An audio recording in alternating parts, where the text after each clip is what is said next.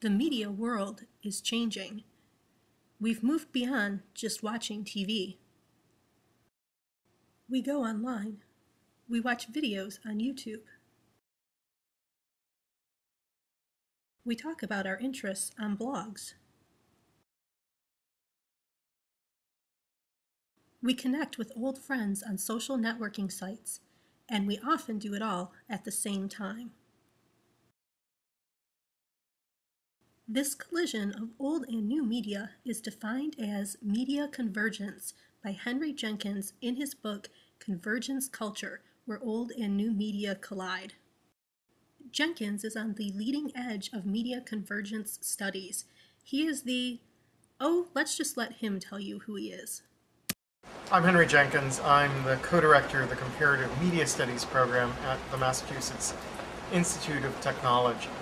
We're a program that tries to train the next generation of leaders for industry, for journalism, for policy, for arts, for education, to think across media platforms and to try to understand the nature of the media change that's taking place.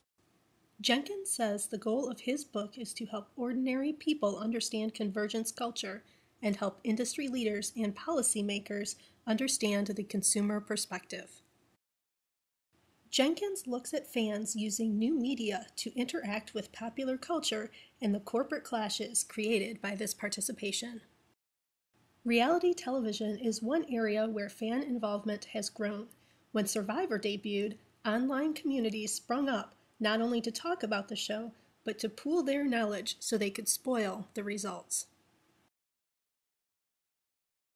And it's not just about spoiling shows. Communities have sprung up online to talk about all aspects of TV shows, from plot lines to actors. Even though we're talking about TV here, Jenkins says this type of community building has come at a time when traditional community ties have broken down. The connection between the TV viewers and the TV production can be seen in another reality TV phenomenon, that of American Idol. Producers of American Idol latched on to the fan involvement inherent in the show and used it to further what Jenkins calls effective economics, or tying corporate products to viewers' emotional investment. For American Idol, this means Coke. Coca-Cola recognized this connection and began expanding its brand. It's not just a soft drink company, but an entertainment company. They now sponsor concerts, sporting events, and other television shows. Coke's success with American Idol is only one example of a growing trend toward product placement on television and the corporate desire to create brand loyalty from customers through their media loyalty. And Jenkins says the media product itself can become the brand. Take The Matrix. The Matrix movie trilogy was one of the first transmedia stories. This is a story that unfolds across multiple media platforms, with each new text making a distinctive contribution to the whole. So if you just saw the movie, you only saw a part of The Matrix. To fully understand it, you needed to go online to find information, play the video games, and read the comic books. As fans became invested in the world, they developed the same type of loyalty and emotional connection to The Matrix that Coke created with its sponsorship of American Idol.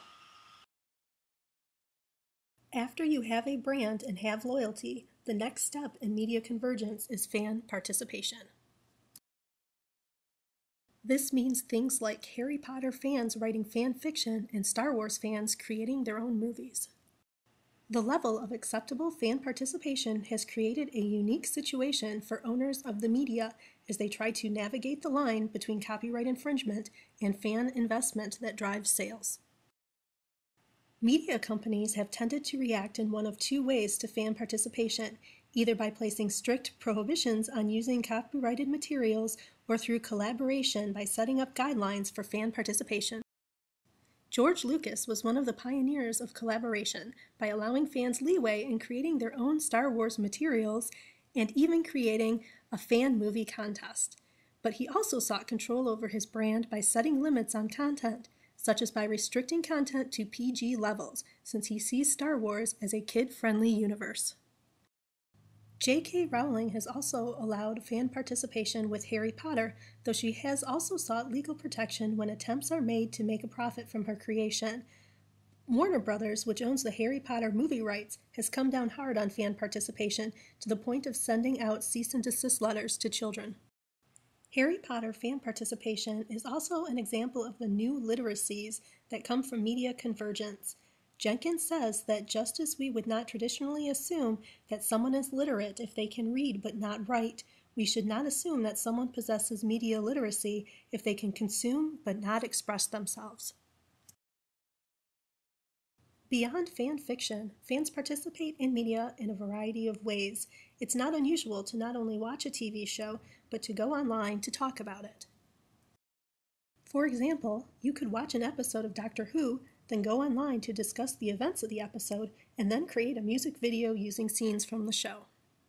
Jenkins ends the book by moving away from pop culture and during media convergence in the political world by looking at the 2004 presidential election.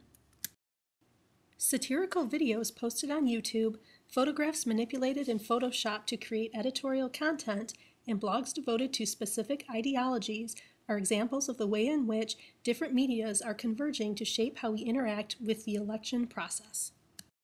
As a result of these media changes, the campaigns had to change the ways they interacted with and reacted to media, especially if they hoped to attract younger voters. Henry Jenkins' book covers a lot of ground on how media convergence is shaping our world, from the fan perspective to the corporate responses to the high-consequence world of politics. By using examples that are taken from popular culture, he frames his arguments in a way that is easily related to.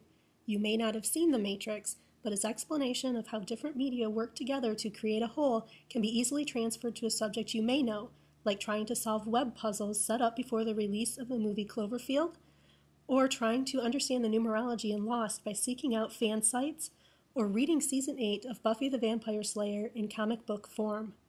That it is so easy to find examples of what Jenkins describes drives home the point of how deeply we are entrenched in media convergence. Jenkins' even-handedness allows you to understand the issues involved in media convergence and allows you to draw your own conclusions. I generally fall on the side of allowing fan participation with media, arguing as Jenkins does at one point that modern media stories are like old folk tales. They are a part of the culture, not an owned entity. But if you were J.K. Rowling, how would you feel about fan fiction that created graphic love scenes between your beloved characters? How would you feel about kids who love Harry Potter stumbling across those stories online? Should you be able to protect your creation? We are in a new world, and so are the media companies. Fan fiction, even Harry Ron/fiction, still would have likely been written 50 years ago, but the technology to broadcast that fiction to the entire world adds a level of complexity to these issues. At one point, Jenkins says, we need to confront the social, cultural, and political protocols that surround the technology and define how it will get used. For me, this is the heart of the matter. The technology is secondary because it is always changing. What needs to be defined both for ourselves and for media companies is how media is used in this new participatory culture. For me, participatory culture is a term that's used to describe spaces where we're very open for individual contributions, where there's a supportive environment where people can learn and grow and share what they produce. So everything from video blogging and YouTube to the gaming world to the world of fan fiction would qualify as participatory cultures. We think these are sites where young people and adults learn together, create together, grow together, communicate together, outside of some of the rigid formal structures that shape school in its current form. Media convergence is a good stepping-off point for anyone interested in new media. Jenkins' ability to present all sides of the arguments, to the point where he even makes Harry Potter book burners sympathetic, opens up the subject for larger discussion. As a society, we are going to need to confront media convergence and define social and cultural norms for how we interact with media. Jenkins is giving us the language with which to have this discussion.